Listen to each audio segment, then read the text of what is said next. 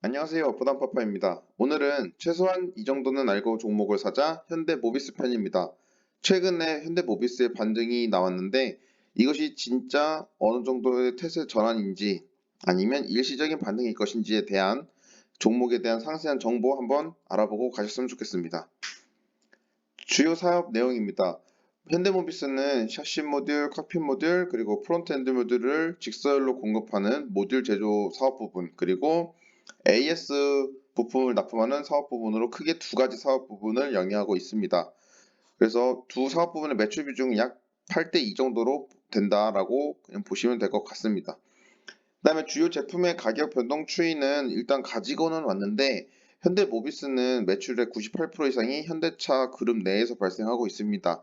즉 그룹 내의 그런 내부자 거래를 통한 매출이 대부분이기 때문에 어찌 보면 그런 영업이익률이나 이런 것들이 어느 정도 정해져 있는 가이드라인이 정해져 있는 회사라고 볼 수 있습니다. 그래서 이 원재료 가격의 상승이나 판가 상승은 크게 의미가 없다라고 생각은 하고 있습니다. 그냥 갖고 왔으니까 간단하게만 보고 넘어가시면 될 것 같습니다. 그다음에 21년도 그리고 22년도 1분기 매출을 분석해 보았습니다. 20년도, 21년도에는 특히 코로나 이슈 때문에 반도체 수급 이슈로 자동차의 전체적인 생산량이 급감했습니다. 그렇기 때문에 당연히 현대모비스의 매출도 떨어질 수밖에 없었고, 그래서 저는 21년이 아닌 20년과의 비교해서 증감률을 한번 산정해 보았습니다. 그랬을 때 매출액 10% 정도, 매출 원가도 10% 정도, 즉 전체적으로 회사의 외형은 성장했다라고 보여졌습니다. 다만 이 부분에서 문제가 되는 부분이 영업이익률인데 영업이익률이 매출액이 상승함에도 불구하고 전체적인 영업이익 금액도 작아졌고 증감률도 많이 떨어지는 부분이 있습니다. 당기순이익도 그 매출 증대에 비해서는 굉장히 적은 부분이 있고 그런 부분은 어찌 보면 이제 현대모비스의 이제 사업 구조의 특징이라고 볼 수 있는데 현대모비스가 뭐 아시다시피 뭐 기본 아까 말씀드렸던 세 개의 그런 직설 공급뿐만이 아니라 뭐 로봇 부품 사업이라든지 수소차 경제 또 뭐 2차 전지 사업 그다음에 반도체 사업까지도 자체적으로 하려고 하는 움직임도 있고 실제로 진행하는 부분도 있습니다. 그런 많은 부분들이 있기 때문에 어떤 영업이익률이 확보되지 않은 사업 분야가 많기 때문에 이런 부분이 나타날 수밖에 없다라고 저는 판단을 하고 있습니다. 그다음에 1분기 실적 보시면요. 1분기 실적도 매출액과 원가가 넘어간 것 많이 증대된 거에 비하면 영업이익은 많이 줄어들었다. 이 부분이 조금 특징이지 않을까 싶습니다. 그러니까 매출은 계속 크고 있는데 좀 그 부분이 아니라 영업이익이 떨어지고 있다라는 부분이 주가에 반영이 되지 않나라는 것도 어느 하나의 포인트가 되지 않을까 생각합니다. 그다음에 보통 이제 제가 분석했을 때 넣는 이제 생산 능력 분석인데 이 현대 모비스 같은 경우는 금액으로 생산 능력을 산정하고 가동률을 산정했기 때문에 정확한 그러니까 보통 공장에서 보는 그런 캐파시티 그냥 그 생산할 수 있는 능력이라든지 그거에 따른 가동률 퍼센트를 산정하기는 참 어렵다라고 판단을 했기 때문에 그냥 저는 여기선 자료를 가지고 오지 않았습니다.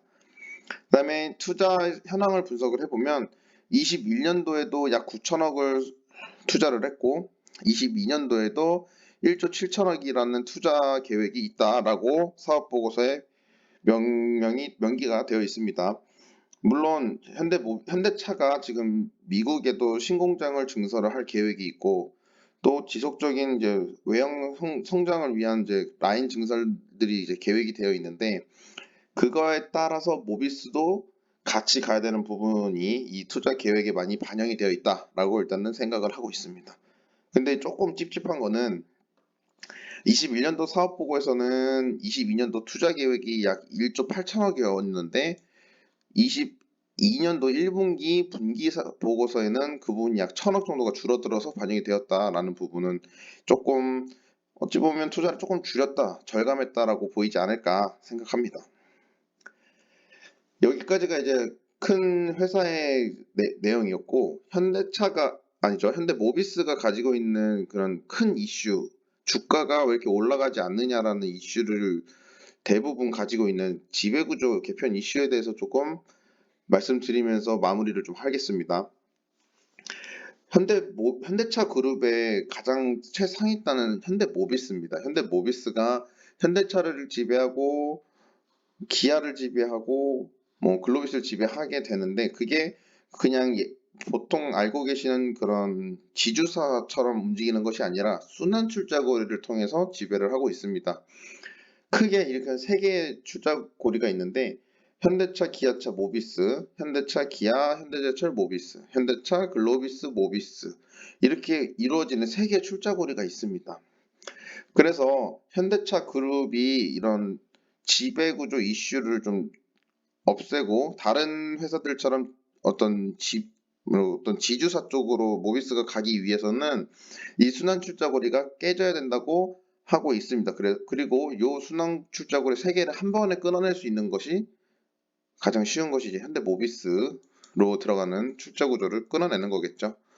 그래야지 현대모비스가 전체 현대차를 통한 그룹사 전체를 지배하는 그런 그림이 나올 수 있습니다. 그런데 여기서 문제가 되는 게 무엇이냐라고 하면, 현대모비스의 지체 지분율을 저 밑에 표에 가지고 왔는데, 현대모비스의 최대 주주는 기아차고, 대주주인 그 MK 회장과 그다음에 ES 회장, 부회장에서 이제 회장이 되셨죠. 그분의 그 지분율이 굉장히 낮다라는 겁니다. 그리고 특히 정의선 부회장의 지분율이 0.32%가 밖에 되지 않는다. 그러니까 실질적으로 힘이 없다라는 부분이 가장 큰 문제이기 때문에 이런 지배구조 개편 이슈가 발생을 했습니다. 참고로 이 자료는 그 한국투자증권에서 2월 초에 발행된 그 자료이고요. 자동차 쪽 담당하시는 애널리스트 분의 자료입니다. 이분의 자료가 저는 굉장히 좋다고 생각해서 많이 참고를 하고 있고 잘 읽어보고 있으니까 이분의 자료를 뭐 관심 있으신 분들은 찾아보시면 좋을 것 같습니다. 그래서 이 현대차 그룹의 지배구조를 개편하는 방안 시나리오가 여러 가지가 있는데요. 방안 1은 뭐 예전에 18년도에 시도를 했다가 실패했던 모비스 AF 사업부 분할을 하고 글로비스의 지분을 글로비스와 합병을 해서 대주주의 지분을 늘리는 방법. 두 번째는 뭐 현대차와 모비스를 사업회사와 지주사로 분할하여 끼리끼리 합병해서 대주주의 지분을 증대한다. 세 번째는 그냥 현재 상태에서 모비스의 지분을 대주주가 지속적으로 매입을 한다. 그리고 마지막 어찌 보면 현 상태 유지인데 지금 주가는 이 방안 4를 반영하고 있다라고 보고 있습니다.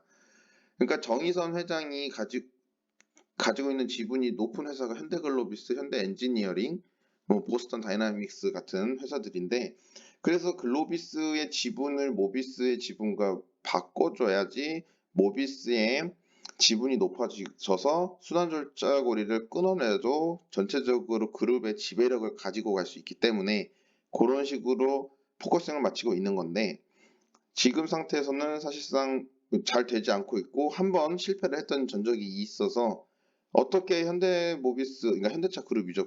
내에서 이 지배구조를 어떻게 개편할지는 잘 모르겠습니다. 뭐 아직은 그냥 유지를 하고 있는 것 같은데, 그거에 따라서 주가의 향방이 갈려지지 않을까라고 생각을 합니다.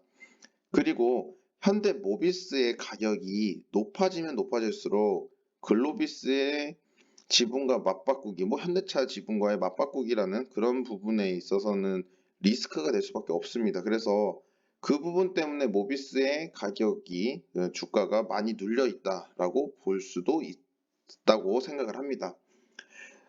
뭐 지배구조 개편 관련한 뭐 이제 관심 종목을 보실 수 있는 거는 뭐 현대건설이나 현대글로비스, 그리고 지난 1월에 IPO 철회를 했던 현대엔지니어링 정도가 있을 것 같습니다. 오늘은 좀 내용이 길었습니다. 그래서 간단하게 차트, 그냥 기술적 분석을 조금 얘기를 해보고 마무리 짓겠습니다. 이거는 2012년도부터의 그 차트 흐름입니다. 약 10년 동안인데, 10년 전에도 현대모비스는 30만 원대의 박스권이 있던 회사였습니다. 그런데 지금 20만 원대 초반대죠. 저 때부터 지금까지 현대모비스의 매출은 늘어났을 겁니다. 충분히 늘어났고 훨씬 커지고 지금은 진짜 열 손가락 안에 드는 세계적인 자동차 부품사인데 주가는 많이 빠져 있습니다. 뭐 가치를 제대로 반영하지 못하고 있다라는 말이 저는 맞을 것 같습니다. 다만 뭐 아까 좀 요 전 페이지에서 말씀드렸던 지배구조 이슈가 가장 크지 않을까 그렇게 생각을 하고 있습니다. 그다음에 일봉 차트로 본 기술적 분석입니다. 왜냐면은 그러면 지금 시점에서 현대모비스를 들어가도 되냐, 사도 되냐라는 질문 그리고 그런 고민을 하시고 계신 투자자분들이 계실 거기 때문에 한번 보면 일단 요 거래량 차트를 보시면 되게 특이한 거래량이 있는 시점들이 이렇게 중간중간에 한 번씩 있습니다. 근데 그 특이한 거래량이 지난주에 나왔습니다. 지난주에 20만 원 초중반대에서 21만 원 중반대까지 한 번에 치고 올라오는 장대 양봉과 함께 거래량이 실렸거든요. 물론 5월 31일 MSCI 지수 뭐 조정에 의한 거라고 하지만 그것보다는 외국인들은 그런 액티브 자금의 유입이라는 부분이 더 설득력 있게 보여지고 있거든요. 그렇다는 거는 어찌 보면 이제 단기간에 어떤 이제 흐름이 좋을 거라고 예상을 하고 그다음에 자동차 산업군 내 그런 이제 트렌드 변화 그다음에 좋아질 거라는 생각을 가지고 들어오는 자금들이 좀 있었다라고 볼 수 있습니다. 요 장대 양봉과 큰 거래량을 실었기 때문에 지금부터는 조금 관심을 가지고 봐도 되지 않을까라고 생각을 하고 있습니다. 다만 이제 단기적으로 이제 매물대가 있는 부분이 이 부분입니다. 22만 원 중반에서 23만 원 정도 선에서는 어느 정도의 이제 매물벽이 있기 때문에 단기적으로는 저항을 받을 수가 있을 거로 보이고 이 매물대를 만약에 치고 넘어간다라고 한다면 그다음엔 요 전고점인 25만 원, 26만 원 선까지는 어느 정도로 갈 수 있지 않을까라고 보여지는 차트입니다.